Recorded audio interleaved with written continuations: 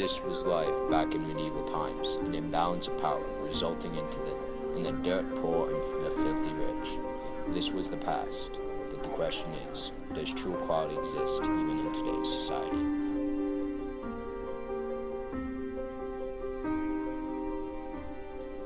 As Nika and I have searched both history and the present for true equality, we found that there was and never will be complete equality in any society. There will always be someone who is treated better than others due to their wealth, race, or appearance. Take the medieval times example. Back in those days, power was really imbalanced. Middle class rarely existed, and no matter how hard the poor worked, they were still left with just enough money for necessities. Before we explain any more, what exactly is equality?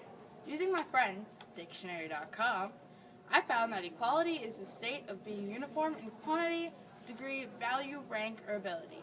Which raises the other question. Do we really want true equality in society? If we have true equality, everyone would be the same, no matter how much harder one works. When everyone is equal, there is no room for leadership and the rewards work brings, which leaves life for the boring and average. Without leadership, most people would be left confused on what to do next, and everyone would be fighting for their opinions to be heard. So in some ways, it's a good thing true equality doesn't exist. We're here to show you that it's not real. What was that? It is the call of a mockingbird, which brings us to our next example. It's the early 1930s as we follow a young girl, Scout, through her early childhood. We encounter plenty of racism and inequality in this book. The biggest example of this is a court case of chapters 16 and 17. Even before the case was even brought to court, there was no equal chance of Tom winning it. Quotes, "She did something that in our society is unspeakable. She kissed a black man," unquote.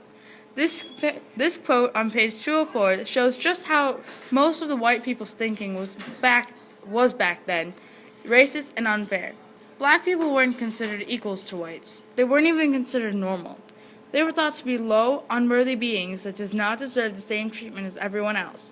So much, in fact, that it was forbidden to kiss one and let alone marry one, which Mr. Raymond explained on page 200. There was no evidence for either side, especially Mr. Ewells, who didn't bother to call a doctor when his daughter was beat and allegedly raped. Then Atticus comes in with the most in-your-face, genius evidence that showed clearly what happened. The jury saw the evidence, and they also saw that Mr. Ewell was actually the one who should be in Tom Robinson's place. But still, their society wasn't accustomed to making those choices. In the end, it's a word of a white man over a black's.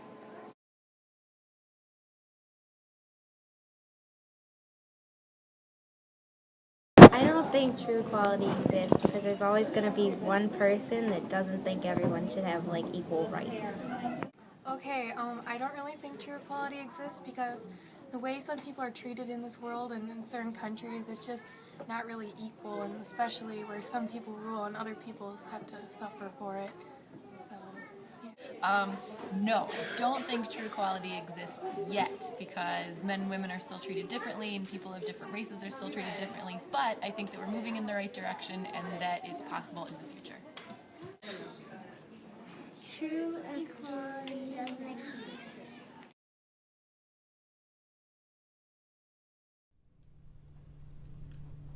Well, children, where there's so much racket, there must be something out of kilter. I think that twixt the Negroes of the South and the women of the North all talking about rights, the white men will be in a fix pretty soon. But what's all this here talking about?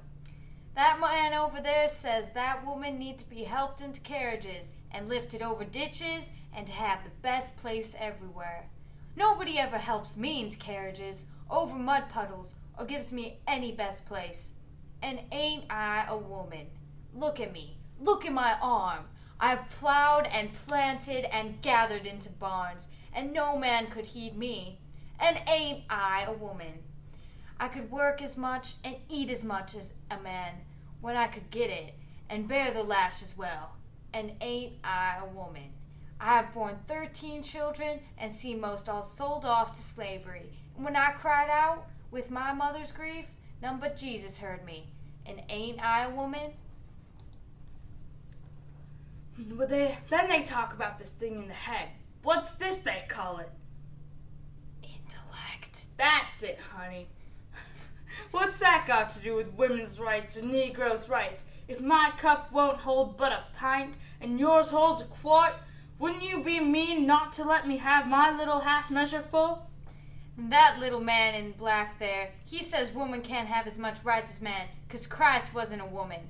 Where did your Christ come from? Where did your Christ come from? From God and a woman. Man had nothing to do with him. If the first woman God ever made was strong enough to turn the world upside down all alone, these women together ought to be able to turn it back and get it right side up again. And now they's asking to do it. The men better let them.